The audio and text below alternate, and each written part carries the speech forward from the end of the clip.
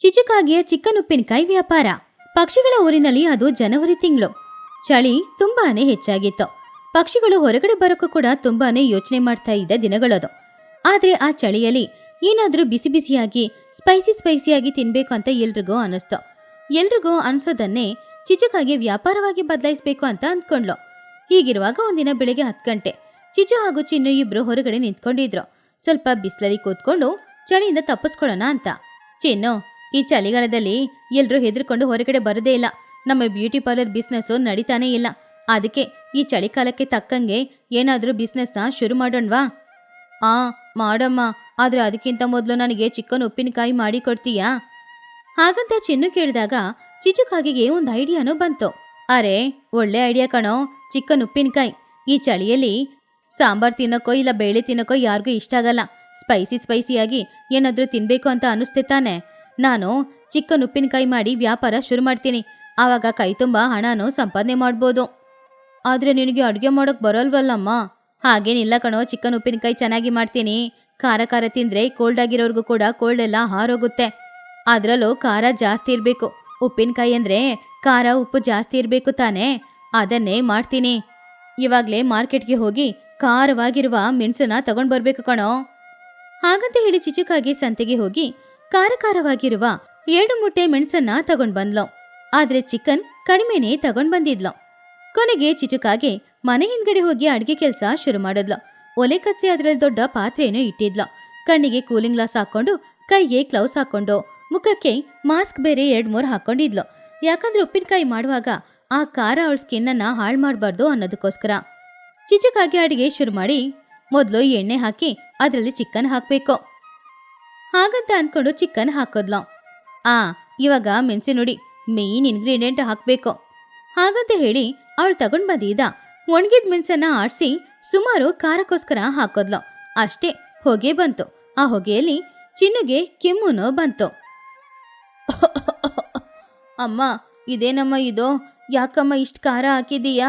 ಖಾರ ಹೆಚ್ಚಾಗುತ್ತೋ ಏನೋ ಅಮ್ಮ. ಚಿಕನ್ ಕಾಣಿಸ್ತಾನೆ ಇಲ್ಲ, ಖಾರದ ಹುಡಿ ಮಾತ್ರನೇ ಇದೆ. ಸುಮ್ನಿರೋ, ಅದೇ ಸ್ಪೆಷಾಲಿಟಿ. ವಿಂಟರ್ ಫುಡ್ ಕಣೋ. ಇದರಲ್ಲಿ ಚಿಕನ್ ಚೆನ್ನಾಗಿ ಬೆಂದು ಆ ಮಸಾಲೆಯಲ್ಲಿ ಅದು ಕರ್ಗೋಗಿರುತ್ತೆ. ಆವಾಗ ಟೇಸ್ಟು ಡಬಲ್ ಆಗುತ್ತೆ ಕಣೋ. ಚಿಚುಕಾಗಿ ಉಪ್ಪು ಕೂಡ ಸರಿಯಾಗಿ ನೋಡಿ ಹಾಕ್ಲೇ ಇಲ್ಲ. ಬರೀ ಖಾರದ ಹುಡಿ ಹಾಗೂ ಮಸಾಲೆ ಹಾಕಿ ಕವರ್ ಮಾಡಿದ್ಲು. ಆಮೇಲೆ ಚಿಚುಕಾಗಿ ಬಾಟ್ಲಲ್ಲಿ ಉಪ್ಪಿನಕಾಯಿ ಹಾಕಿ ಅದಕ್ಕೆ ಅವಳ ಹೆಸರಲ್ಲಿ ಒಂದು ಲೇಬಲ್ ಕೂಡ ಹಾಕಿದ್ಲು. ಚಿನ್ನು, ಟೇಸ್ಟ್ ಮಾಡಿ ನೋಡ್ತೀಯಾ? ಬೇಡಮ್ಮ, ಕಸ್ಟಮರ್ಸೇ ಬಂದು ತಿಂದು ನೋಡಿ ಹೇಗಿದೆ ಅಂತ ಹೇಳ್ತಾರೆ. ಮರುದಿನ ಬೆಳಗ್ಗೆ ಚಿಚುಕಾಗೆ ಊರಿನ ಮಧ್ಯದಲ್ಲಿರುವ ಒಂದು ಮರದ ಕೆಳಗಡೆ ಆ ಉಪ್ಪಿನಕಾಯಿ ಬಾಟಲ್ ಎಲ್ಲಾನು ಇಟ್ಕೊಂಡಿದ್ಲು. ಆವಾಗ ಪಕ್ಷಿಗಳು ಎಲ್ರೂ ಕೂಡ ಏನಿದು ಅಂತ ನೋಡಕ್ಕೆ ಹತ್ರ ಬಂದಾಗ ಚಿಚುಕಾಗೆ ಒಂದು ಮೈಕನ್ನ ಹಿಡ್ಕೊಂಡು, ಬರ್ಬೇಕು, ಖಾರವಾದ ಚಿಕನ್ ಉಪ್ಪಿನಕಾಯಿ. ಇದನ್ನ ಸ್ವಲ್ಪ ಹಾಕೊಂಡು ನೀವು ಅನ್ನ ಬೆರೆಸ್ಕೊಂಡು ತಿಂದ್ರೆ ಕೋಲ್ಡ್ ಆಗಿರೋರಿಗೆ ಎಲ್ರಿಗೂ ಕೋಲ್ಡ್ ಹೋಗ್ಬಿಡುತ್ತೆ. ಆರೋಗ್ಯಕ್ಕೆ ತುಂಬಾ ಒಳ್ಳೇದು. ಬೆಲೆನೂ ಕಡಿಮೆನೆ. ಎಲ್ರೂ ಬಂದು ತಗೊಂಡು ಹೋಗಿ. ಆವಾಗ ಬನ್ನು ಅನುಮಾನದಿಂದ ಬಂದು ಆ ಉಪ್ಪಿನಕಾಯಿ ಬಾಟ್ಲನ್ನ ನೋಡಿ, ಆಂಟಿ, ಇದು ಉಪ್ಪಿನಕಾಯ ಇಲ್ಲ ಕೆಂಪು ನೀರಾ? ಇದರಲ್ಲಿ ಖಾರ ಜಾಸ್ತಿ ಇರೋ ಥರ ಇದೆ. ಖಾರ ಜಾಸ್ತಿ ಹಾಕಿದ್ದೀರಾ? ನನಗೆ ಖಾರ ಅಂದ್ರೆ ಸ್ವಲ್ಪ ಇಷ್ಟ ಇಲ್ಲ. ಆವಾಗ ಚಿಚುಕಾಗೆ ಬನ್ನು ಹತ್ರ, ಬನ್ನು, ನಿನಗೆ ಸೈನ್ಸ್ ಗೊತ್ತಿಲ್ಲ ಕಣೋ. ಖಾರ ಜಾಸ್ತಿ ಇದ್ರೇನೆ ಉಪ್ಪಿನಕಾಯಿ ಚೆನ್ನಾಗಿರೋದು. ಖಾರ ಇಲ್ಲ ಅಂದ್ರೆ ಆಮೇಲೆ ಉಪ್ಪಿನಕಾಯಿ ತುಂಬಾ ಹುಳಿಯಾಗಿರುತ್ತೆ. ಹೌದಾ? ಆದ್ರೆ ನನಗೆ ಸಿಹಿಯಾಗಿದ್ರೇನೆ ಇಷ್ಟ. ಸಿಹಿಯಾಗಿ ಉಪ್ಪಿನಕಾಯಿ ಇದೆಯಾ? ಇದ್ರೆ ಕೊಡಿ, ನಾನು ಸ್ವಲ್ಪ ತಿಂತೀನಿ. ಏನೋ ಇದು, ಸಿಹಿಯಾಗಿ ಉಪ್ಪಿನಕಾಯಿ ಯಾರಾದ್ರೂ ಹಾಕ್ತಾರಾ? ಉಪ್ಪಿನಕಾಯಿ ಅಂದ್ರೇನೆ ಖಾರ ಉಪ್ಪು. ಈ ಉಪ್ಪಿನಕಾಯಿನ ತಿನ್ನೋಡು. ರಾಕೆಟ್ ತರ ನೀನು ಗಾಳಿಯಲ್ಲಿ ಹಾರ್ಕೊಂಡು ಹೋಗ್ತೀಯಾ? ಹೌದಾ? ಹಾರ್ಕೊಂಡು ಹೋಗ್ತೀನಾ? ಹಾಗಾದ್ರೆ ನನಗೆ ಕೊಡಿ. ನಮ್ಮಮ್ಮ ನನ್ನನ್ನು ಯಾವಾಗಲೂ ಸ್ಲೋ ಅಂತ ಬೈತಾರೆ. ನಾನು ಇದನ್ನು ತಿಂದು ಹಾರ್ಕೊಂಡು ಹೋಗ್ತೀನಿ. ನನಗೆ ಒಂದು ಬಾಟ್ಲ್ ಉಪ್ಪಿನಕಾಯಿ ಕೊಡಿ, ನಾನು ಇವಾಗಲೇ ತಿಂದು ನೋಡ್ತೀನಿ. ಸರಿ ಬನ್ನೋ, ನೀನು ಫಸ್ಟ್ ಕಸ್ಟಮರ್ ಅಲ್ವಾ, ನಿನಗೆ ಖಾರದ ಹುಡಿ ಪ್ಯಾಕೆಟು ಫ್ರೀ. ಹಾಗೆ ಬನ್ನು ಒಂದು ಬಾಟಲ್ ಉಪ್ಪಿನಕಾಯಿ ತಗೊಂಡ. ಉಳಿದವ್ರು ಎಲ್ರೂ ಕೂಡ ಒಂದೊಂದು ಬಾಟಲ್ ತಗೊಂಡು ಹೋದ್ರು. ಚಿಚುಕಾಗಿಗೆ ಹಣ ತುಂಬಾನೇ ವಸೂಲಿ ಆಯಿತು. ಆವಾಗ ಬನ್ನು ಬಿಸಿ ಅನ್ನದಲ್ಲಿ ಆ ಚಿಕನ್ ಉಪ್ಪಿನಕಾಯಿ ಹಾಕೊಂಡು ಒಂದೇ ಒಂದು ಮುದ್ದೆ ತಿಂದ. ಅಷ್ಟೇ, ಮೊದ್ಲು ಏನ್ ಗೊತ್ತಾಗ್ಲಿಲ್ಲ. ಆಮೇಲೆ ಪಾಪ ಅವನ್ ಕಿವಿಯಿಂದ ಹೊಗೆ ಬರಕ್ಕೆ ಶುರುವಾಯ್ತು. ಪಾಪ ಬನ್ನು ಗಂಟ್ಲನ್ನ ಹಿಡ್ಕೊಂಡು ಅಮ್ಮ ಏನೋ ಬನ್ನು, ಚೆನ್ನಾಗಿದ್ಯಾ? ಮಾತು ಬರ್ತಾ ಇಲ್ವಾ? ಆವಾಗ ಬನ್ನು ಜೋರಾಗಿ ಕಿಚ್ಚಾಡುತ್ತಾ, ಅಯ್ಯೋ ಅಮ್ಮ, ಅಗ್ನಿ ಪರ್ವತ, ನನ್ ನಾಲ್ಗೆ, ನನ್ ಗಂಟ್ಲು ಎಲ್ಲ ಹೋಯ್ತು. ನೀರ್ ಕೊಡಿ, ಸ್ವೀಟ್ ಕೊಡಿ, ಸಕ್ಕರೆ ಕೊಡಿ, ಬೆಲ್ಲ ಕೊಡಿ, ಅಯ್ಯೋ. ಬನ್ನು ಅಲ್ಲಿಂದ ರಾಕೆಟ್ ತರ ಹಾರ್ಕೊಂಡು ಹೋದ. ಮುಂದ್ಗಡೆ ಇದ್ದ ಸ್ವೀಟ್ ಶಾಪ್ ಒಳಗಡೆ ಹೋಗಿ ಅಲ್ಲಿರುವ ಜಿಲೇಬಿ, ಲಡ್ಡು, ಜಾಂಗ್ರಿ ಎಲ್ಲಾನು ಅವನ ಬಾಯಲ್ಲಿ ತುರ್ಕೊಳ್ತಾ ಇದ್ದ. ಆವಾಗ ಬನ್ನು, ಇನ್ನು ಜಾಸ್ತಿ ಸ್ವೀಟ್ ಬೇಕು, ಸಕ್ಕರೆ ಡಬ್ಬ ಎಲ್ಲಿದೆ ಅದನ್ ಕೊಡಿ. ಚಿಚ್ಚು ಆಂಟಿ, ನೀನ್ ಮಾಡಿದ್ದು ಉಪ್ಪಿನಕಾಯ ಇಲ್ಲ ಖಾರ ತುಡಿನ ಹಾಕಿ ಕೊಟ್ಯಾ? ಆವಾಗ ಚಿಚುಕಾಗೆ, ಹೇಳ್ದೆ ಅಲ್ವೇನೋ ಇದು ಫೈರ್ ಬ್ರ್ಯಾಂಡ್ ಅಂತ, ಚಳಿ ಹೋಯ್ತೋ ಇಲ್ವೋ? ಚಳಿ ಹೋಗೋದಲ್ಲ, ನನ್ ಪ್ರಾಣ ಹೋಗೋ ತರ ಇದೆ. ಅಯ್ಯೋ ದೇವ್ರೆ. ಆ ದಿನ ರಾತ್ರಿ ಉಪ್ಪಿನಕಾಯಿ ತಿಂದವ್ರ ಮನೆಯಲ್ಲಿ ಪರಿಸ್ಥಿತಿ ಇದೇ ರೀತಿ ಇತ್ತು. ಆವಾಗ ಮಹಿ ಹದ್ದು ಒಂದೇ ಒಂದು ತುತ್ತು ಊಟನ ತಿನ್ನೋಡಿ ಅದನ್ನು ನುಂಗಕ್ಕೂ ಆಗ್ದೆ ಉಗ್ಯಕ್ಕೂ ಆಗ್ದೆ ಪಾಪ ತುಂಬಾನೇ ಕಷ್ಟಪಟ್ಟಿತ್ತು. ಅಯ್ಯೋ ಇದೇನಿದು, ಖಾರ ಖಾರ, ಯಾರಾದ್ರೂ ನೀರ್ ಕೊಡಿ. ಲೂಸಿ ಲೂಸಿ, ಸ್ವಲ್ಪ ಜೇನಿದ್ರೆ ತಗೊಂಡ್ ಬಾ, ಖಾರ ಆಗ್ತಿದೆ. ಈ ಕಡೆ ಲೂಸಿಯ ಮನೆಯಲ್ಲೂ ಕೂಡ ಚಪಾತಿಗೆ ಲೂಸಿ ಆ ಚಿಕನ್ ಉಪ್ಪಿನಕಾಯಿ ತಗೊಂಡು ತಿಂದ್ಲು. ಪಾಪ ಅವಳಿಗೆ ಖಾರ ತಡ್ಕೊಳಕ್ ಆಗ್ತಾನೆ ಇಲ್ಲ. ಅವಳಿಗೆ ಮೈಯೆಲ್ಲ ಕೂಡ ಉರಿಯಕ್ಕೆ ಶುರುವಾಯ್ತು. ಅಯ್ಯೋ ಇದೇನಿದು ಖಾರ, ಚಿಚು ಚಿಚು ನನ್ ಪ್ರಾಣ ತೆಗಿತಿದ್ದಾಳೆ. ಹೀಗಿರುವಾಗ ಚೋಟು ಮನೆಯಲ್ಲಿ ಬನ್ನು ಸ್ವೀಟ್ ಎಲ್ಲ ತಿಂದು ಮಲ್ಕೊಂಡ. ಚೋಟು ಆ ಉಪ್ಪಿನಕಾಯಿ ಹೇಗಿದೆ ಅಂತ ಟೇಸ್ಟ್ ಮಾಡೋದಕ್ಕೋಸ್ಕರ ತಿಂದು ನೋಡೋದ್ಲು. ಪಾಪ ಅವಳಿಂದ ಖಾರ ತಡ್ಕೊಳಕ್ ಆಗ್ತಿದ್ದಿಲ್ಲ. ಅವಳ ಮನೆ ಹಿಂದ್ಗಡೆ ಇರುವ ಬಾವಿ ಹತ್ರ ಹೋಗಿ ಒಂದು ಬಕೆಟ್ ನೀರ್ ತಗೊಂಡು ಅವಳ ಮೈ ಮೇಲೆ ಸುರ್ಕೊಂಡ್ಲು. ಅಯ್ಯೋ ಬನ್ನು ಹೇಳಿದ ನಿಜಾನೇ, ಈ ಖಾರ ಏನಪ್ಪ ಇಷ್ಟ ಖಾರ. ಚಿಚು ನಿನಗಿದೆ ಕಣೆ. ಹಾಗಂತ ಹೇಳಿ ಮರುದಿನ ಬೆಳಗ್ಗೆ ಎಲ್ರೂ ಚಿಚು ಮನೆಯ ಮುಂದ್ಗಡೆ ಬಂದ್ರು. ಪಾಪ ಎಲ್ರಿಗೂ ರಾತ್ರಿ ಇಡೀ ಆ ಖಾರದಿಂದ ನಿದ್ರೇನೇ ಬರ್ಲಿಲ್ಲ. ಆದ್ರಿಂದ ಅವ್ರ ಕಣ್ಣುಗಳೆಲ್ಲಾನು ತುಂಬಾನು ಕೆಂಪಾಗಿತ್ತು. ಅವಾಗ ಚಿಚುಕಾಗೆ ಅವರನ್ನೆಲ್ಲ ನೋಡಿ, ಅರೆ ಏನಿದು, ಬೆಳಗ್ಗೆ ಎಲ್ರು ಬಂದ್ಬಿಟ್ಟಿದೀರಾ? ಉಪ್ಪಿನಕಾಯಿ ಅಷ್ಟ್ ಬೇಗ ಖಾಲಿ ಆಯ್ತಾ? ಇನ್ನು ಬೇಕಾ? ಅವಾಗ ಟೂನಿ ಕೋಪದಿಂದ, ಚಿಚು ನಿನಗ್ ಸ್ವಲ್ಪನಾದ್ರೂ ಬುದ್ಧಿ ಇದೆಯಾ? ಇಷ್ಟ್ ಖಾರ ಉಪ್ಪಿನಕಾಯಿ ಯಾರಾದ್ರೂ ಮಾಡಿ ಕೊಡ್ತಾರಾ? ಇಷ್ಟ್ ಖಾರ ತಿಂದ್ರೆ ಆಮೇಲೆ ನಮ್ಮೆಲ್ರಿಗೂ ಹೊಟ್ಟೆ ನೋವು ಬರಲ್ವಾ? ನಿನಗೆ ಉಪ್ಪಿನಕಾಯಿ ಮಾಡಕ್ ಗೊತ್ತಿಲ್ವಾ? ಪಾಪ ನಿನ್ನೆಯಿಂದ ನನ್ ಮಗ ಮಾತಾಡ್ತಾನೆ ಇಲ್ಲ, ಎಲ್ಲ ಕೈ ತೋರಿಸಿ ಮಾತಾಡ್ತಿದ್ದಾನೆ. ಅವನಿಗೆ ಡಾಕ್ಟರ್ ಖರ್ಚು ನೀನೇ ಕೊಡ್ಬೇಕು.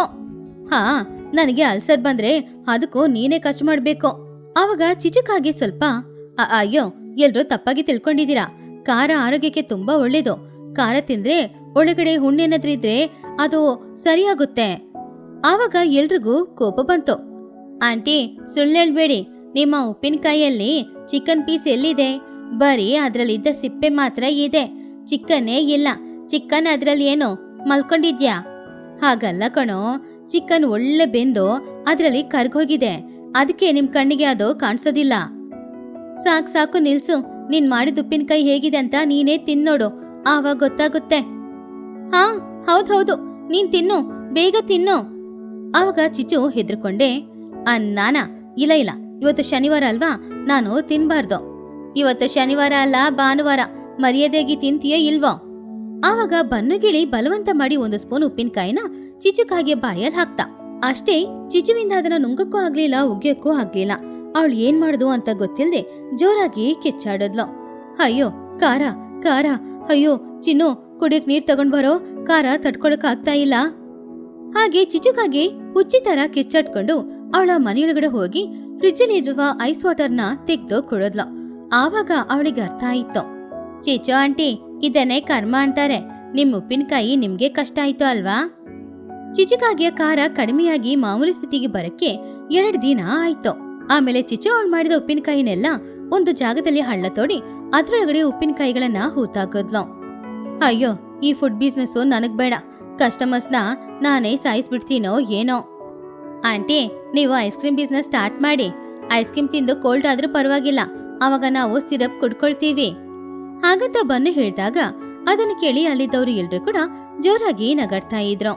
ಆದ್ರೆ ಪಾಪ ಆ ದಿನದಿಂದ ಬನ್ನುಗೆ ಮಾತ್ರ ಕೆಂಪಾಗಿ ಯಾವುದೇ ಆಹಾರ ನೋಡಿದ್ರು ಕೂಡ ಅವನು ತುಂಬಾನೇ ಹೆದರ್ತಾ ಇದ್ದ. ಬೇಡ ಅಂತ ಹೇಳಿ 1 ಕಿಲೋಮೀಟರ್ ಓಡ್ ಹೋಗ್ತಾ ಇದ್ದ. ಆದ್ರೆ ಚಿಚುಕಾಗೆ ಆ ದಿನದಿಂದ ಯಾವಾಗ್ಲೂ ಉಪ್ಪಿನಕಾಯಿ ಮಾಡೋ ಪ್ರಯತ್ನ ಮಾಡ್ಲೇ ಇಲ್ಲ. ಚಳಿಯಲ್ಲಿ ಬೆಳಿಗ್ಗೆ ಅಡುಗೆ. ಪಕ್ಷಿಗಳ ಊರಿನಲ್ಲಿ ಅದೊಂದು ಬಿಸಿಯಾದ ವೀಕೆಂಡ್. ಇದರಲ್ಲಿ ಚೋಟುಗಿಳಿ ಹಾಗೂ ಚಿಚುಕಾಗೆ ವೀಕೆಂಡ್ ಅಲ್ಲಿ ಒಂದು ಪ್ಲಾನ್ ಹಾಕಿದ್ರು. ಸಿಟಿಗೆ ಹೋಗ್ಬೇಕು, ಶಾಪಿಂಗ್ ಮಾಡ್ಬೇಕು, ಬ್ಯಾಂಕಲ್ಲಿ ಸ್ವಲ್ಪ ಕೆಲಸ ಇದೆ, ಏನ್ ಮಾಡೋದಂತ ಯೋಚನೆ ಮಾಡ್ತಿದ್ರು. ಇವಾಗ ಅವರಿಗೆ ಸಮಸ್ಯೆ ಅವರ ಮಕ್ಕಳಾದ ಚಿನ್ನುಕಾಗೆ ಹಾಗೂ ಬನ್ನುಗಿಳಿ. ಅವರಿಬ್ರನ್ನ ಜೊತೆ ಕರ್ಕೊಂಡು ಹೋದ್ರೆ ಕೆಲಸ ಆಗಲ್ಲ, ಬಿಟ್ಬಿಟ್ಟು ಹೋದ್ರೆ ಏನಾದ್ರೂ ರದ್ದ ಅಂತ ಮಾಡ್ತಾರೆ. ಇವಾಗ ಅವ್ರಿಗಿರುವ ಒಂದೇ ದಾರಿ ತುನಿಗುಬ್ಬಚ್ಚಿಯ ಮನೆ. ತುನಿಗುಬ್ಬಚ್ಚಿಯ ಮನೆಯಲ್ಲಿ ಅವರಿಬ್ರು ಸೇಫ್ ಆಗಿರ್ತಾರೆ. ಹಾಗಂತ ಅಂದ್ಕೊಂಡು ಆ ದಿನ ಸಂಜೆ 5 ಗಂಟೆಗೆ ಮಕ್ಕಳಿಗೆ ಬೇಕಾಗಿರುವ ಎಲ್ಲಾ ಥಿಂಗ್ಸ್ ಅನ್ನ ತಗೊಂಡು ಚಿಚುಕಾಗಿ ಚೋಟಿಗಿಳಿ ಇಬ್ರು ಕೂಡ ತುನಿಗುಬ್ಬಚ್ಚಿಯ ಮನೆಗೆ ಹೋದ್ರು. ತುನಿ, ನನ್ ಮಗ ಚಿನ್ನು ಬಗ್ಗೆ ಗೊತ್ತು ತಾನೆ, ಅವನು ತುಂಬಾ ಡೆಲಿಕೇಟು. AC ಹಾಕ್ಬೇಕು ಆದ್ರೆ ಚಳಿ ಆಗ್ಬಾರ್ದು, ಫ್ಯಾನ್ ಹಾಕ್ಬೇಕು ಆದ್ರೆ ಗಾಳಿ ಬರ್ಬಾರ್ದು. ಸ್ವಲ್ಪ ಅವನನ್ನ ಚೆನ್ನಾಗಿ ನೋಡ್ಕೋ. ತುನಿ ತುಂಬಾನು ಶಾಕ್ ಆದ್ಲು. AC ಹಾಕ್ಬೇಕು, ಚಳಿ ಆಗ್ಬಾರ್ದಾ? ಫ್ಯಾನ್ ಓಡ್ಬೇಕು ಆದ್ರೆ ಗಾಳಿ ಬರ್ಬಾರ್ದಾ? ಇದೇನಿದು ರೂಲು? ಸರಿ, ಹೇಗೋ ನಾನು ನೋಡ್ಕೊಳ್ತೀನಿ. ತುನಿ, ನಿನಗೆ ಬನ್ನು ಬಗ್ಗೆ ಗೊತ್ತು ತಾನೆ? ಅರ್ಧ ರಾತ್ರಿಯಲ್ಲಿ ಅವನಿಗೆ ಹಸುವಾಗುತ್ತೆ, ಅದಕ್ಕೆ ಈ ಚೀಲದಲ್ಲಿ ಚಕ್ಕುಲಿ ಹಾಗೂ ಲಡ್ಡು ತಗೊಂಡ್ ಬಂದಿದ್ದೀನಿ. ಅವನಿಗೆ ಇದನ್ನ ರಾತ್ರಿಯಲ್ಲಿ ಹಸುವಾದ್ರೆ ಕೊಡು, ಇಲ್ಲಾಂದ್ರೆ ನನ್ನ ಹೆಸರೇಳು, ಹೆದರ್ತಾನೆ. ಅಮ್ಮ, ಯಾಕೆ ಹೆದರ್ಸ್ಬೇಕು? ಈ ಚೀಲನ ನನ್ನ ಪಕ್ಕದಲ್ಲಿ ಇಟ್ರೆ ಸಾಕು, ರಾತ್ರಿ ಹಸುವಾದ್ರೂ ಕೂಡ ನಾನು ಮ್ಯಾನೇಜ್ ಮಾಡ್ಕೊಳ್ತೀನಿ. ನೀವಿಬ್ರು ಯೋಚನೆ ಮಾಡಬೇಡಿ, ನೀವು ಹೋಗ್ಬಿಟ್ ಬನ್ನಿ, ಮಕ್ಕಳನ್ನ ನಾನ್ ನೋಡ್ಕೊಳ್ತೀನಿ. ಚೋಟು ಹಾಗೂ ಚಿಚ್ಚು ಇಬ್ರು ಅಲ್ಲಿಂದ ಸಿಟಿಗೆ ಹೋದ್ರು. ಮಕ್ಳಿಗಂತೂ ಆ ದಿನ ನೈಟ್ ಔಟ್ ಅಂತ ಸಂತೋಷಪಟ್ರು. ವಾವ್, ಇವತ್ ರಾತ್ರಿ ನೈಟ್ ಔಟಾ? ನಾವೆಲ್ರೂ ಸಂತೋಷವಾಗಿ ಏನಾದ್ರೂ ದೆವ್ವದ ಮೂವಿ ನೋಡೋಣವಾ? ಚೆನ್ನಾಗಿರುತ್ತೆ. ಬೇಡ ಕಣೋ, ನಂಗೆ ಭಯ, ಬೇರೆ ಏನಾದ್ರೂ ಒಳ್ಳೆ ಸಿನಿಮಾ ನೋಡೋಣ. ಆ ದಿನ ರಾತ್ರಿ 11 ಗಂಟೆ ತನಕ ತಲೆಹರಟೆ ಕೆಲಸ ಎಲ್ಲಾನು ಮಾಡಿ ಆಮೇಲೆ ಮಕ್ಕಳು ಮಲಗಿ ನಿದ್ರೆ ಮಾಡ್ತಾ ಇದ್ರು. ಹಾಲಲ್ಲಿ ಫ್ಯಾನ್ ಓಡ್ತಾ ಇತ್ತು. ಮಕ್ಕಳು ಚೆನ್ನಾಗಿ ನಿದ್ರೆ ಮಾಡ್ತಾ ಇದ್ದ ಆ ಸಮಯದಲ್ಲಿ ಸರಿಯಾಗಿ ಒಂದು 12 ಗಂಟೆ ಸಮಯ. ಇದ್ದಕ್ಕಿದ್ದಂತೆ ಓಡ್ತಾ ಇದ್ದ ಫ್ಯಾನ್ ನಿಂತೋಯ್ತು.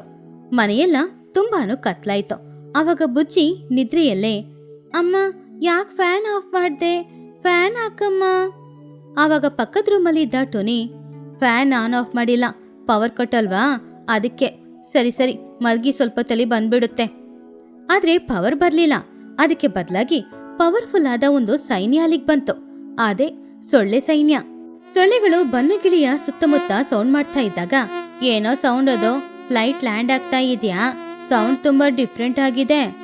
ಅಯ್ಯೋ, ಏನೋ ಕಚ್ತಾ ಇದೆ, ನನ್ನ ಕಣ್ಣಲ್ಲೇ ಕಚ್ಬಿಡ್ತು, ಕಣ್ಣು ಕೆಂಪಾಗ್ತಾ ಇದೆ. ಆ ಸೊಳ್ಳೆಗಳು ಎಲ್ಲಾನು ಮಕ್ಳ ಮೇಲೆ ದಾಳಿ ಮಾಡ್ತಾ ಇತ್ತು. ಪಾಪ ಮಕ್ಳಿಗೆ ನಿದ್ರೇನೆ ಬರ್ಲೇ ಇಲ್ಲ. ಒಬ್ರು ಕೆನ್ನೆಯಲ್ಲಿ, ಒಬ್ರು ಕಾಲಲ್ಲಿ, ಒಬ್ರು ಕೈಯಲ್ಲಿ ಅಂತ ಆ ಸೊಳ್ಳೆಗಳು ಕಚ್ತಾ ಇದ್ದಾಗ ಸೊಳ್ಳೆ ಕಾಟ ತಡ್ಕೊಳಕಾಗದೆ ಪಾಪ ಮಕ್ಳೆಲ್ರೂ ಎದ್ದು ನಿಂತ್ಕೊಂಡ್ರು. ಚಿನ್ನೋ, ಇದು ಸೊಳ್ಳೆಗಳನ್ನ ಕಣೋ, ಇದು ಡ್ರ್ಯಾಗುಲಾಗಳು. ನನ್ ರಕ್ತನ ಹೀರಿ ಕುಡಿತಾ ಇದೆ. ನನ್ ಚೀಲದಲ್ಲಿರುವ ಜ್ಯೂಸ್ ಕುಡಿಬೇಕು. ನಾನು ನನ್ನ ಬಾಡಿಗೆ ರಕ್ತನ ರೀಫಿಲ್ ಮಾಡ್ಬೇಕು. ಬುಜ್ಜಿ, ಫ್ಯಾನ್ ಯಾಕೆ ಆಫ್ ಮಾಡ್ದೆ? ಫ್ಯಾನ್ ಆಫ್ ಮಾಡಿಲ್ಲ ಕಣೋ, ಕರೆಂಟ್ ಹೋಯ್ತು. ಅಮ್ಮ ಅಮ್ಮ, ಇಲ್ ಬಾ ಅಮ್ಮ, ಸೊಳ್ಳೆ ಕಾಟ ತಡ್ಕೊಳಕಾಗ್ತಿಲ್ಲ. ಆವಾಗ ಟೋನಿ ಅವಳ ರೂಮಿಂದ ಎದ್ದು ಹೊರಗಡೆ ಬಂದ್ಲು. ಏನಪ್ಪ, ಯಾಕೆ ಕಿಚ್ಚಾಡ್ತಾ ಇದ್ದೀರಾ? ಆಂಟಿ, ಈ ಸೊಳ್ಳೆಗಳ ಕಾಟ ತಡ್ಕೊಳಕ್ ಆಗ್ತಾ ಇಲ್ಲ ಆಂಟಿ, ಕಚ್ಚಿ ಕಚ್ಚಿ ರಕ್ತನ ಹಿಂಡ್ತಾ ಇದೆ. ಆಂಟಿ ಪ್ಲೀಸ್ ಆಂಟಿ, ಏನಾದ್ರೂ ಒಂದು ದಾರಿ ತೋರಿಸಿ ಆಂಟಿ. ಅಯ್ಯೋ, ಇವಾಗ ಒಳಗಡೆ ಗಾಳಿ ಇಲ್ಲ, ಇನ್ವರ್ಟ್ರಲ್ಲಿ ಬೇರೆ ಚಾರ್ಜ್ ಇಲ್ಲ, ಏನ್ ಮಾಡೋದು? ಗಾಳಿ ಇಲ್ಲ ಅಂದ್ರೆ ಸೊಳ್ಳೆಗಳು ಬರುತ್ತೆ. ಸರಿ, ನಾವು ಹೊರಗಡೆ ಹೋಗಿ ಬೇವಿನ ಮರದ ಕೆಳಗಡೆ ಮಲ್ಕೊಳ್ಳೋಣವಾ? ಅಲ್ಲಿ ಗಾಳಿ ಬೀಸ್ತಾ ಇರುತ್ತೆ, ಸೊಳ್ಳೆ ಖಂಡಿತ ಬರಲ್ಲ ಅಲ್ವಾ? ಹೊರಗಡೆನಾ? ಒಂದ್ ವೇಳೆ ಅಲ್ಲಿ ದೆವ್ವಗಳಿದ್ರೆ? ದೆವ್ವ ಇಲ್ಲ, ಏನೂ ಇಲ್ಲ, ನಾನು ನಿಮ್ ಜೊತೆನೆ ಇರ್ತೀನಿ ತಾನೆ, ಬನ್ನಿ ಹೋಗೋಣ. ಹಾಗಂತ ಹೇಳಿ ಎಲ್ರೂ ಮನೆಯಿಂದ ಹೊರಗಡೆ ಬಂದು ಮರದ ಕೆಳಗಡೆ ಮಂಚ ಹಾಕೊಂಡು ನಿದ್ರೆ ಮಾಡಕ್ಕೆ ಶುರು ಮಾಡಿದ್ರು. ಚಳಿ ಹೆಚ್ಚಾಗಿದ್ರು ಕೂಡ ಸೊಳ್ಳೆ ಕಾಟ ಅಂತೂ ಇಲ್ಲ. ಆದ್ರಿಂದ ಬನ್ನುಗಿಳಿ ಸಂತೋಷವಾಗಿ ಆ ಬೆಡ್ಶೀಟ್ನ ಹಾಕೊಂಡು, ಅಮ್ಮಯ್ಯ, ಸೊಳ್ಳೆ ಕಾಟ ಅಂತೂ ಇಲ್ಲ, ಆದ್ರೆ ಚಳಿ ತುಂಬಾ ಹೆಚ್ಚಾಗ್ತಾ ಇದೆ. ಆಂಟಿ, ಇನ್ನೊಂದು 2 ಬೆಡ್ಶೀಟ್ ಇದ್ರೆ ಕೊಡ್ತೀರಾ? ನನ್ಗೂ ಬೇಕು, ಇಲ್ಲಾಂದ್ರೆ ಈ ಚಳಿಯಲ್ಲಿ ನಾನು ಐಸ್ ಕಟ್ಟಿ ಆಗ್ಬಿಡ್ತೀನಿ. ಹಾಗಂತ ಮಾತಾಡ್ಕೊಂಡು ನಗಾಡ್ಕೊಂಡು ಸೊಳ್ಳೆ ಕಾಟ ಇಲ್ಲದೆ ಮಕ್ಕಳೆಲ್ಲರೂ ಚೆನ್ನಾಗಿ ಮಲಗಿ ನಿದ್ರೆ ಮಾಡ್ತಾ ಇದ್ರು. ಸರಿಯಾಗಿ ಬೆಳಿಗ್ಗೆ 5 ಗಂಟೆ ಸಮಯ. ಕೋಳಿ ಇನ್ನು ಕೂಗ್ಲೇ ಇಲ್ಲ. ಅಷ್ಟ್ ಬೇಗ ಟುನಿ ಎದ್ಲು. ಬೆಳಿಗ್ಗೆ ಎದ್ದೇಳೋದು ಅವಳಿಗೆ ಅಭ್ಯಾಸನೇ. ಪಕ್ಕದಲ್ಲಿ ಮಕ್ಕಳೆಲ್ಲರೂ ರಾತ್ರಿ ಸೊಳ್ಳೆ ಕಾಟದಿಂದ ನಿದ್ರೆ ಮಾಡಕ್ಕಾಗದೆ ಇವಾಗ ನೆಮ್ಮದಿಯಿಂದ ನಿದ್ರೆ ಮಾಡ್ತಾ ಇದ್ರು. ಪಾಪ ಮಕ್ಕಳು ನೆನ್ನೆ ಸೊಳ್ಳೆ ಕಾಟದಿಂದ ನಿದ್ರೆ ಮಾಡಕ್ಕಾಗ್ಲಿಲ್ಲ, ಇವಾಗ ನಿದ್ರೆ ಮಾಡ್ತಾ ಇದ್ದಾರೆ. ಒಂದ್ ಮಾಡ್ತೀನಿ, ಬೇಗ ಅಡಿಗೆ ಕೆಲಸ ಶುರು ಮಾಡ್ತೀನಿ, ಮಕ್ಕಳು ಎದ್ದೇಳುವಾಗ ಟಿಫನ್ ರೆಡಿಯಾಗಿರುತ್ತೆ. ಹಾಗಂತ ಅನ್ಕೊಂಡು ಟುನಿಗುಬ್ಬಚ್ಚಿ ಮನೆ ಹೊರಗಡೆ ಇರುವ ಒಂದು ಸೌದೆ ಒಲೆಯ ಹತ್ರ ಹೋಗಿ ಆ ಒಲೆನ ಕತ್ಸಕ್ಕೆ ಸೌದೆನ ಒಡೆದಾಗ ಕರ್ಕರ ಅನ್ನುವ ಶಬ್ದ ಬಂತು. ಆ ಶಬ್ದ ಕೇಳಿ ಬನ್ನು ನಿದ್ರೆಯಲ್ಲೇ, ಯಾರೋ ಅದೋ ನನ್ನನ್ನು ಬಿಟ್ಟು ಬಿಸ್ಕೆಟ್ ತಿಂತಾ ಇರೋದೋ, ನನಗೂ ಸ್ವಲ್ಪ ಕೊಡ್ರೋ ಅಂತ ಹೇಳ್ತಾ ಇದ್ದ. ಆವಾಗ ಟೋನಿ ಒಲೆ ಸರಿಯಾಗಿ ಉರಿಲಿಲ್ಲ ಅನ್ನೋದ್ರಿಂದ ಅವಳ ಬೆಂಕಿನ ಉಫ್ ಉಫ್ ಅಂತ ಊದ್ತಾ ಇದ್ಲು. ಆವಾಗ ಚಿನ್ನುಕಾಗೆ ಅಯ್ಯೋಯ್ಯೋ ಇದೇನು ಬಿರುಗಾಳಿ ಬೀಸ್ತಾ ಇದೆ, ಗಾಳಿ ಗಾಳಿ, ಅಯ್ಯೋ ಕಿಟಕಿ ಎಲ್ಲಾನು ಮುಚ್ಚಿಪಾ ಹಾಗಂತ ಹೇಳಿ ನಿದ್ರೆ ಮಾಡ್ದ. ಹೀಗಿರುವಾಗ ಟೊನಿ ಪಕ್ಕದಲ್ಲೇ ಕೂತ್ಕೊಂಡು ಪಾತ್ರೆ ತೊಳಿತಾ ಇದ್ಲು. ಆವಾಗ ಆ ಶಬ್ದನೂ ಕೇಳಿಸ್ತಾ ಇತ್ತು. ಮಕ್ಕಳು ಶಬ್ದ ಕೇಳಿ ಉರುಳ್ತಾ ಇದ್ರೆ ಹೊರತು ಎದ್ದೇಳಿಲ್ಲ, ಅಷ್ಟು ಸ್ಟ್ರಾಂಗ್ ಆಗಿತ್ತು ಅವ್ರ ನಿದ್ರೆ. ಸರಿಯಾಗಿ ಒಂದು 5:30 ಗಂಟೆ. ಆವಾಗ ಟೊನಿ ಇಡ್ಲಿಗೋಸ್ಕರ ಸಾಂಬಾರ್ ಮಾಡಕ್ಕೆ ಬೇಳೆ ಬೇಯಿಸ್ಬೇಕು ಅಂತ ಕುಕ್ಕರ್ನ ತಗೊಂಡ್ ಬಂದ್ಲು. ಆ ಕುಕ್ಕರಲ್ಲಿ ಬೇಳೆ ಬೇಗ ಬೇಯುತ್ತೆ ಅಂತ.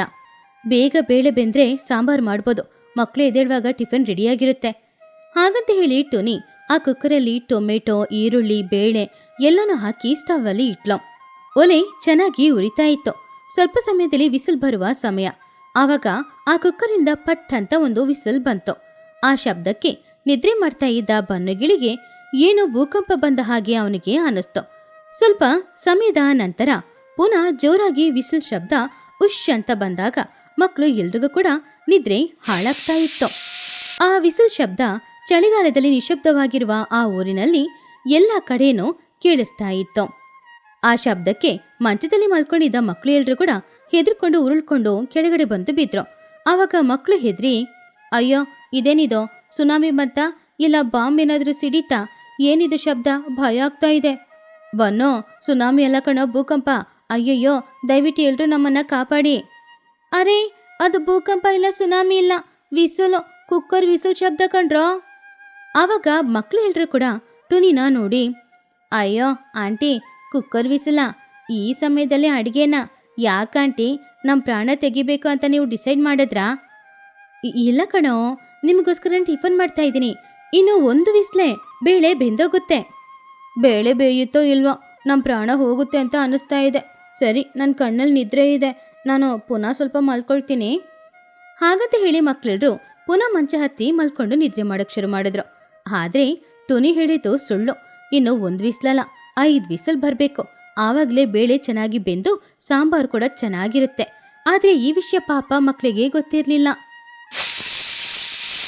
ಸ್ವಲ್ಪ ಸಮಯದಲ್ಲಿ ಪಟ್ ಅಂತ ಪುನಃ ಒಂದು ವಿಸಿಲ್ ಶಬ್ದ. ಆ ಶಬ್ದಕ್ಕೆ ಅಯ್ಯೋ ಇನ್ನೂ ಈ ವಿಸಿಲ್ ಮುಗಿಲಿಲ್ವಾ, ಅಯ್ಯೋ ದೇವ್ರೆ ಹಾಗಂತ ಬಂದು ಹೇಳ್ತಾ ಇದ್ದಾಗ ಪುನಃ ವಿಸಿಲ್ ಶಬ್ದ ಜೋರಾಗಿ ಬಂತು. ಈ ಸಲ ಚಿನ್ನಕ್ಕಾಗಿ ಕಿವಿ ಮುಚ್ಕೊಂಡು, ಅಯ್ಯೋ ಟುನಿ ಆಂಟಿ ಅದನ್ನ ಆಫ್ ಮಾಡಿ, ಒಂದೊಂದ್ಸಲನೂ ಬಾಂಬ್ ಸಿಡಿಯೋ ಥರನೇ ಇದೆ, ಇನ್ನು ಎಷ್ಟು ವಿಸ್ಲೋ ಅದನ್ನ ಆಫ್ ಮಾಡಿ ಆಂಟಿ. ಆ ಮುಗಿತು ಕಣೋ, ಇನ್ನು ಒಂದೇ ಒಂದು ಹಾಗಂತ ಹೇಳ್ತಾ ಇದ್ದಾಗಲೇ ಪುನಃ ಒಂದು ವಿಸಿಲ್ ಶಬ್ದ ಬಂತು. ಆದ್ರೆ ಪುನಃ ಬರುವ ವಿಸಿಲ್ ಶಬ್ದಕ್ಕೆ ಬನ್ನು ನಿದ್ರೆ ಹಾಳಾಯ್ತು. ಅವನು ಮಂಚದಲ್ಲಿ ಕೂತ್ಕೊಂಡು ಕುಣಿಯಕ್ಕೆ ಶುರು ಮಾಡಿದ. ಆಂಟಿ ನೀವು ನಮ್ಮ ನಿದ್ರೆ ಹಾಳು ಮಾಡೋದಕ್ಕೋಸ್ಕರನೇ ಈ ಥರ ಎಲ್ಲ ಮಾಡ್ತಾ ಇರೋದು ಅಂತ ನನಗೆ ಗೊತ್ತು. ನಾವು ನಿದ್ರೆ ಮಾಡೋದು ನಿಮಗೆ ಇಷ್ಟ ಇಲ್ಲ, ಅದಕ್ಕೋಸ್ಕರ ತಾನೇ ನೀವು ಈ ರೀತಿ ವಿಸಿಲ್ ಇಡ್ತಾ ಇರೋದು. ಒಂದು ವಿಸಿಲ್ ಅಂದರೆ 5-6 ವಿಸಿಲ್ ಆಗ್ತಾ ಇದೆ, ನನಗೆ ನಿದ್ರೆ ಬರ್ತಾ ಇದೆ, ನಿದ್ರೆ ಮಾಡಬೇಕು, ನನ್ನ ನಿದ್ರೆನ ಹಾಳು ಮಾಡಿಬಿಡಿ. ಹಾಂ ಸರಿ ಸರಿ ಕಣೋ, ಆಫ್ ಮಾಡ್ತಾ ಇದ್ದೀನಿ, ಮುಗೀತು. ಟುನಿ ಒಲೆನ ಆಫ್ ಮಾಡೋದ್ಲು. ಆದರೆ ಮಕ್ಕಳಿಗಂತೂ ನಿದ್ರೆ ಹೊರಟೋಯ್ತು.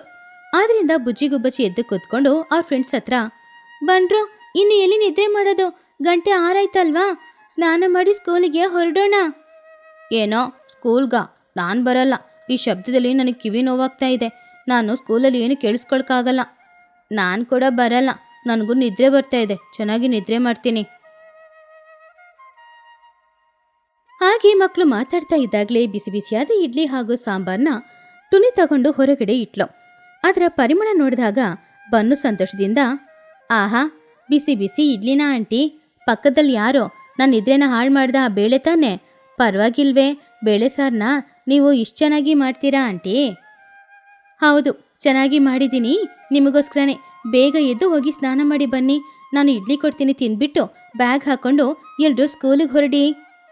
ಆವಾಗ ಬನ್ನು ಆ ಸಾಂಬಾರನ್ನ ನೋಡಿ, ಆಂಟಿ ನೀವು ಇಷ್ಟು ಚೆನ್ನಾಗಿ ಸಾಂಬಾರು ಮಾಡ್ತೀರಾ ಅಂತ ಗೊತ್ತಿದ್ದಿದ್ರೆ ನಾನು 10 ವಿಸಿಲ್ ಬಂದಿದ್ರು ಕೂಡ ಏನೂ ಹೇಳ್ತಾ ಇರಲಿಲ್ಲ. ನಾಳೆನೇ ಇದೇ ರೀತಿ ಸಾಂಬಾರು ಮಾಡಿಕೊಡಿ, ಬನ್ರೋ ನಾವು ಹೋಗಿ ಬೇಗ ಸ್ನಾನ ಮಾಡೋಣ. ಹಾಗಂತ ಹೇಳಿ ಮಕ್ಕಳೆಲ್ಲರೂ ಕೂಡ ಸ್ನಾನ ಮಾಡೋದಕ್ಕೋಸ್ಕರ ಬಾವಿಯ ಹತ್ತಿರ ಹೋದ್ರು. ಸ್ವಲ್ಪ ಸಮಯದಲ್ಲಿ ಸ್ನಾನ ಮಾಡಿ ಮಕ್ಕಳೆಲ್ಲರೂ ತಿನ್ನೋದಕ್ಕೋಸ್ಕರ ಬಂದು ಕೂತ್ರು. ಆವಾಗ ಬನ್ನುಗಿಳಿ ಆ ಇಡ್ಲಿನ ತಿಂದು ಟುನಿ ಹತ್ರ, ಆಂಟಿ ನಿಜವಾಗ್ಲೂ ಸಾಂಬಾರು ತುಂಬ ಚೆನ್ನಾಗಿದೆ, ನನಗೆ ದಿನ ಇದೇ ಮಾಡಿಕೊಡಿ, ನಾನು ಇಲ್ಲೇ ಮಲ್ಕೊಳ್ತೀನಿ. ಸೊಳ್ಳೆ ಕಚ್ಚಿದ್ರೂ ಪರವಾಗಿಲ್ಲ, ಚಳಿ ಜಾಸ್ತಿ ಆದರೂ ಪರವಾಗಿಲ್ಲ, ಕುಕ್ಕರ್ ವಿಸಿಲ್ ಹೊಡೆದ್ರೂ ಪರವಾಗಿಲ್ಲ, ನನಗಿದೇ ಸಾರು ಮಾಡಿಕೊಡ್ತೀರಾ? ನನಗಂತೂ ಬೇಡ, ನಾನು ಇಲ್ಲಿರಲ್ಲ. ನಮ್ಮಮ್ಮನ ಮನೆಗೇನೋ ಹೋಗ್ತೀನಿ, ಅಲ್ಲಿ ನನ್ನ ನಿದ್ರೆ ಹಾಳಾಗಲ್ಲ. ಹಾಗೆ ಮಕ್ಕಳೆಲ್ಲರೂ ಬಿಸಿ ಬಿಸಿ ಇಡ್ಲಿನ ತಿಂದು ಸ್ಕೂಲಿಗೆ ಮನೆಯಿಂದ ಹೊರಟೋದ್ರು. ಮಕ್ಕಳನ್ನ ಕಳಿಸಿ ತುನಿಗೂ ಬಚ್ಚಿ, ಅಮ್ಮಯ್ಯ ಮಕ್ಕಳು ಹೊರಟೋದ್ರು. ಇವತ್ತು ನಾನು ಸ್ವಲ್ಪ ಹೊತ್ತು ನಿದ್ರೆ ಮಾಡಬೇಕು. ಬೆಳಿಗ್ಗೆ ವಿಸಲ್ ಶಬ್ದದಲ್ಲಿ ನನಗೆ ಹಾರ್ಟ್ ಅಟ್ಯಾಕ್ ಬಂತು. ರಾತ್ರಿ ಪವರ್ ಕಟ್ಟು, ಪವರ್ಫುಲ್ ಆದ ಸೊಳ್ಳೆಗಳ ಸೈನ್ಯ, ಬೆಳಿಗ್ಗೆ ಕುಕ್ಕರ್ ವಿಸಲ್ ಶಬ್ದ, ಇದೆಲ್ಲಾನು ಸೇರಿ ಆ ದಿನ ರಾತ್ರಿನ ಮಕ್ಕಳು ಅವರ ಜೀವನದಲ್ಲಿ ಮರೆಯಕ್ಕೆ ಆಗದೆ ಇರುವ ಒಂದು ರಾತ್ರಿಯಾಗಿ ಉಳಿದೋಯ್ತು. ಈ ಕಥೆಯಲ್ಲಿರುವ ನೀತಿ ಏನು ಅಂದ್ರೆ, ನಿದ್ದೆ ಮಾಡ್ತಾ ಇರೋರನ್ನ ಎಬ್ಸಕ್ಕೆ ಅಲಾರ್ಮ್ ಶಬ್ದ ಬೇಕು ಅಂತ ಅವಶ್ಯಕತೆ ಇಲ್ಲ, ಕುಕ್ಕರ್ ವಿಸಲ್ ಶಬ್ದನೇ ಸಾಕು.